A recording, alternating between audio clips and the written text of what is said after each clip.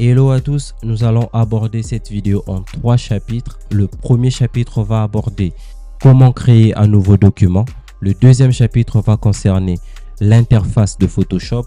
Et le troisième chapitre va concerner quelques astuces pour bien débuter avec Photoshop. Ok? Hello la famille, j'espère que vous allez bien. Si vous êtes sur la chaîne, c'est que vous êtes graphic designer débutant et grâce à cette chaîne, vous allez passer de débutant à professionnel. Moi, c'est Marc-Olivier, je suis graphic designer professionnel et je vous fais ces tutos pour vous permettre de pouvoir faire vos premiers pas avec Photoshop. C'est assez effrayant de tomber sur l'interface Photoshop quand on arrive et qu'on est nouveau. Et vous allez vous retrouver devant une fenêtre comme celle-ci. Et on peut facilement se perdre, mais c'est très facile et très simple à prendre en main. La première chose à savoir, c'est qu'ici à gauche, vous avez différents formats déjà prédéfinis avec les dimensions, les résolutions déjà prédéfinies de ce côté. Donc vous pouvez voir par exemple si je viens sur mobile, on a différents formats par exemple pour les Android, pour les iPhone, pour les Apple Watch. Si vous devez faire des designs pour ces différents appareils, vous allez voir que vous avez déjà des formats, dimensions et résolutions déjà préenregistrés. Donc, en ce qui nous concerne, on va se concentrer sur cette partie. Donc, j'ai envie de faire un document qui va être en landscape. Donc, ce qu'on va faire déjà ici, on va passer ça en centimètres. Ici, on peut garder le 28-58, mais là, on va mettre par exemple 12. OK? Et puis, ici, pour la résolution, on va mettre 100 pixels par pouce. C'est pas mal. C'est quoi les pixels? Je pense qu'il y a un short déjà sur la chaîne qui parle des pixels. C'est en fait la plus petite partie d'une image numérique. Les images numériques sont composées des petits carrés colorés et quand on ensemble tous ces carrés colorés, ça fait une image numérique. Et ces petits carrés colorés, c'est ce que l'on appelle des pixels. Donc plus on en met, plus l'image est claire et nette, mais aussi plus l'image pèse assez lourd. Ok? Ici, pour le profil colorimétrique, on va mettre RVB. Pourquoi? Parce que le profil RVB est plus adapté pour tout travail qui se fait sur ordinateur. Parce que les moniteurs d'ordinateur, comme les écrans de téléphone, sont en RVB. Et donc, si vous voulez avoir des couleurs qui sont justes, vous devez travailler en RVB. Pour le reste, on va le garder comme tel et puis on va cliquer ici sur créer. Vous allez avoir quelque chose comme ça. Ok, on a vu ensemble comment créer un nouveau document. On a créé notre nouveau document. Maintenant, ce que l'on va voir ensemble, c'est l'interface de Photoshop. On va scinder cette interface en 4 parties. La première partie, c'est la plus facile, la zone de travail. La zone de travail, c'est juste cette partie-là, avec notre petite feuille blanche au beau milieu. C'est ce que l'on appelle notre zone de travail. Ça, c'est notre zone de travail. OK? La deuxième partie, c'est la barre d'outils. La barre d'outils, elle est juste là avec tous les outils qui vont vous permettre de travailler de façon confortable et de pouvoir faire votre travail avec Photoshop. Tous les outils nécessaires sont là. La troisième partie, ce sont les panneaux flottants. Les panneaux flottants sont à droite de votre écran, juste là. Pourquoi flottants? Parce que vous pouvez faire des trucs comme ceci. Simplement. Ok, et voilà, on peut le remettre à sa place. Ok, parmi les panneaux flottants, vous avez des panneaux qui seront vos meilleurs amis. Par exemple, le panneau caractère qui va vous permettre de pouvoir faire différentes manipulations sur les textes. Mais surtout, votre meilleur ami, le premier, c'est le panneau de calque. Le panneau de calque, en fait, simplement, tout ce que vous faites sur votre zone de travail se répercute sur votre panneau de calque et certaines actions que vous allez faire sur votre panneau de calque vont se répercuter sur votre zone de travail. Donc, il est très important de toujours garder un œil à son panneau de calque parce que ça vous permet de mieux travailler. On va le voir dans le troisième chapitre où on sera un peu plus pratique. La quatrième partie qui est la barre d'options et d'applications qui est au-dessus, mais aussi la barre de menu qui est tout en haut de la barre d'options. Vous allez voir tout en haut de la barre d'options, il est écrit menu fichier, menu édition, image, menu calque, menu texte et autres. Tous ces menus sont aussi très importants pour prendre en main votre logiciel Photoshop.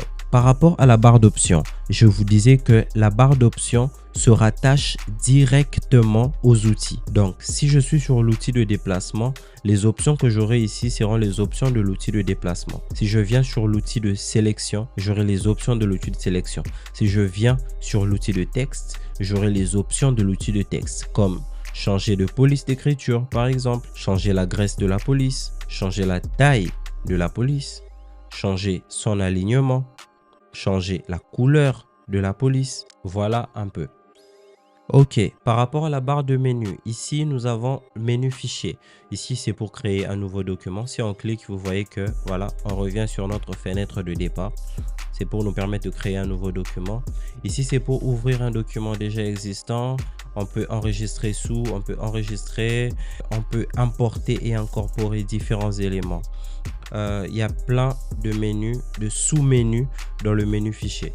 On a menu édition avec plein de sous-rubriques, menu image avec ici par exemple les différents profils colorimétriques, on a les différents réglages par rapport aux images, menu de calque par exemple, menu de texte, menu sélection, menu filtre. Ici par exemple on peut rajouter des filtres du genre du flou par exemple. Ici on a le menu 3D. Oui, Photoshop aussi fait de la 3D, c'est peut-être pas aussi bien que Blender, mais il fait quand même de la 3D et c'est quand même bien aussi.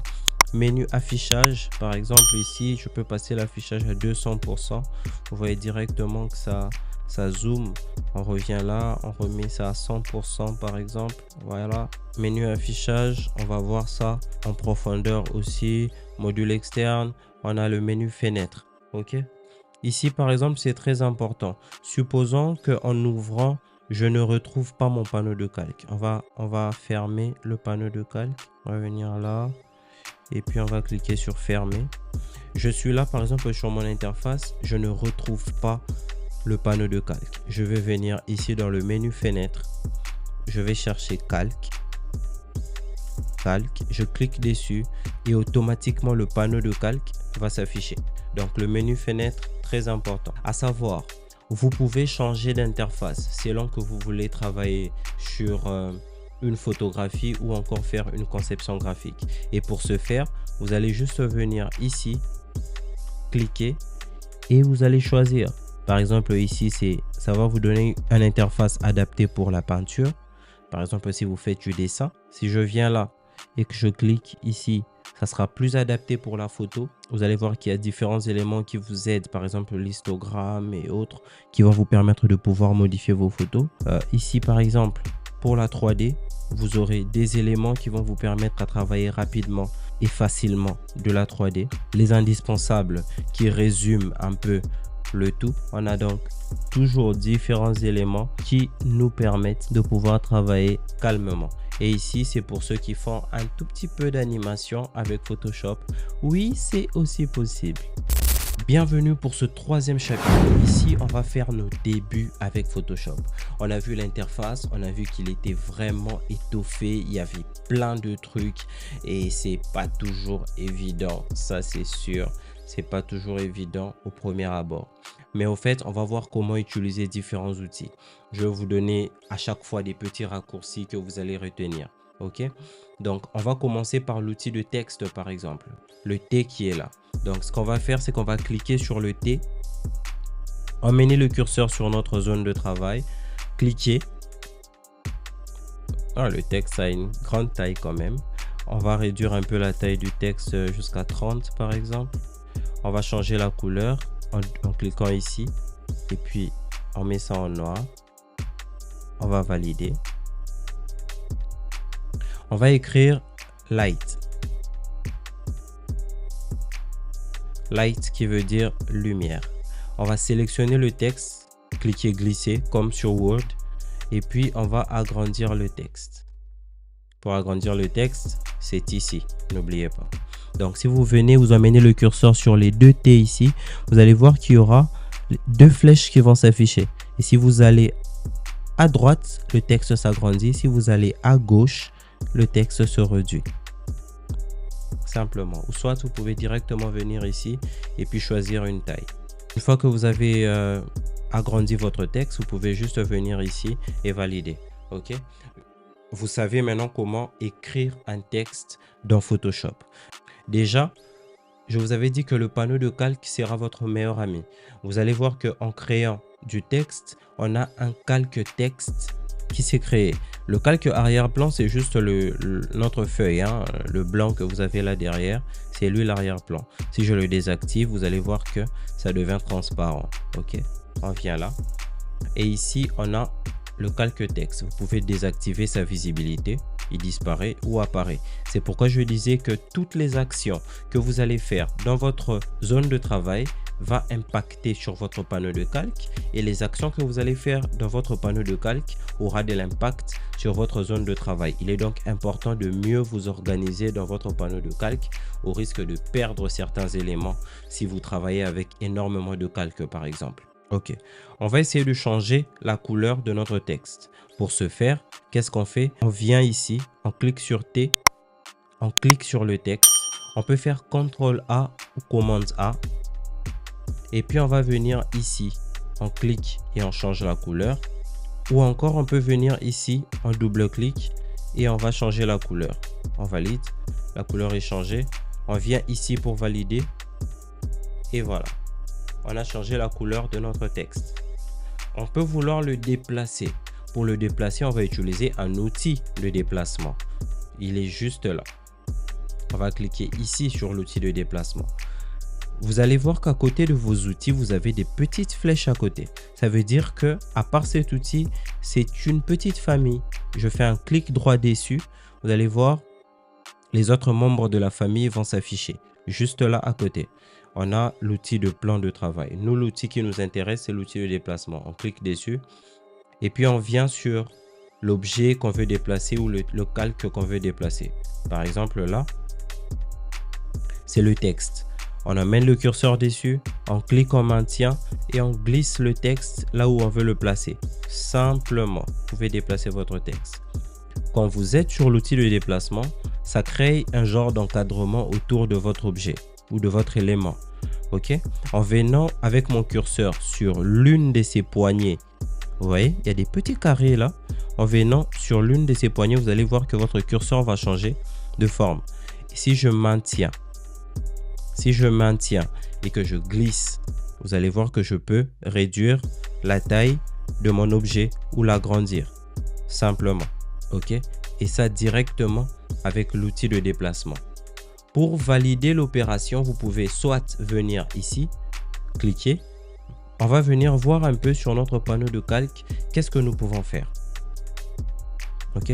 Avec le panneau de calque, ici dans la barre latérale qu'il y a juste en bas, on peut supprimer un calque en cliquant juste sur la corbeille. Vous vous assurez que votre calque est sélectionné et puis en cliquant sur la corbeille, bim, ça me dit supprimer le calque. Si je clique sur oui, le calque est supprimé. Ok? Et vu que c'est pas ce qu'on veut faire, on va annuler. Et pour annuler l'opération, vous pouvez faire CTRL Z ou Commande Z. Ouais. Sur Photoshop, vous pouvez reculer d'une action, voire de plusieurs actions si vous vous rendez compte que vous avez fait une erreur. On va faire Commande Z ou CTRL Z. Voilà, on a récupéré notre calque. Ou encore, vous pouvez créer un nouveau calque.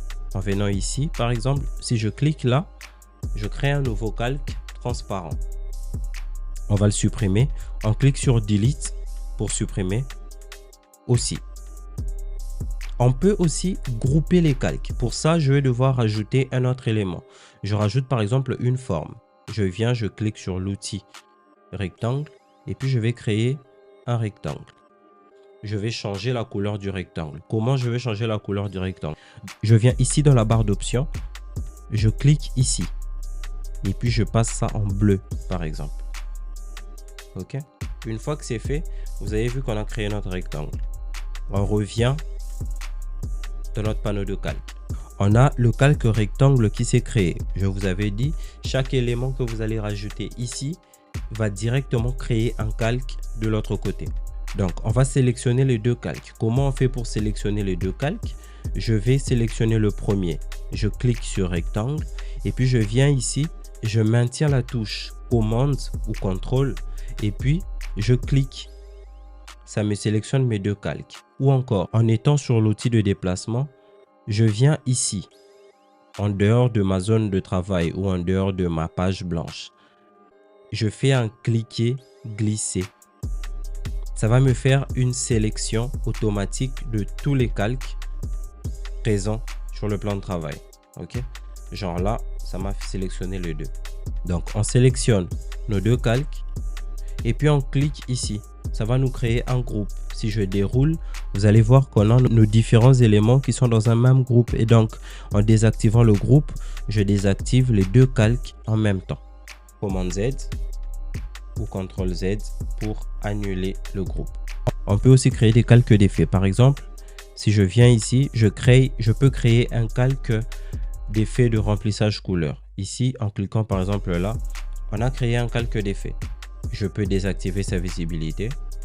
À part ça, on a les masques de fusion qui sera votre meilleur ami. Ok, on vient par exemple là sur le calque de texte, clique sur masque de fusion. On prend un pinceau, on s'assure que la couleur de premier plan est en noir et puis on vient gommer. Vous allez voir que ça fait disparaître une partie de mon texte. Mais cette disparition est juste au niveau du masque de fusion. Je peux supprimer le masque de fusion, cliquer en maintien, on clique en maintien et on le glisse vers le bas. Juste là sur la corbeille et supprimer. Et voilà, mon texte redevient normal. On a aussi les styles de calque. Si je clique, par exemple, je veux rajouter une ombre portée à mon texte. Je vais juste cliquer sur ombre portée. Ça va m'ouvrir cette fenêtre des styles de calque. Et puis, si je rajoute une ombre portée, vous allez voir que le texte a maintenant une ombre portée derrière. Simplement. Vous voyez? Ok. On va annuler. Mais après, vous pouvez rajouter différents styles à votre calque, hein. Une lueur, des incrustations et tout ce qui va avec. On a vu ça. Mais aussi, on peut jouer avec l'opacité des calques. Par exemple, on revient sur le calque rectangle. On va réduire son opacité ici.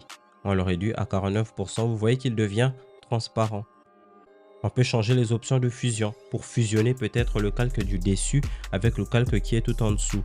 Vous voyez, en changeant les options de fusion, voilà, ça peut nous faire quelque chose de très beau. Ça dépend du type de design que vous comptez faire ou que vous désirez faire. Donc, ça peut vous aider à faire des trucs.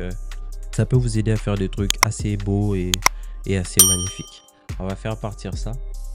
Donc, vous savez déjà comment écrire un texte. Vous savez comment changer la couleur d'un texte. Vous savez comment changer la taille d'un texte. Donc, si on clique sur T, on vient ici, on sélectionne notre texte. On peut changer sa taille. Par exemple, on le passe à 72. Vous voyez, on change la taille. On peut changer la police. Par exemple, on prend cette police. On va agrandir un tout petit peu la taille. Ok. On peut changer l'espace entre les lettres. Ici. Vous voyez. Là, on est dans le panneau caractère, hein, ici. Ok. Dans le panneau caractère, vous pouvez aussi changer la taille, réduire ou encore agrandir la taille du texte. Ici, vous pouvez changer la couleur autant que vous voulez.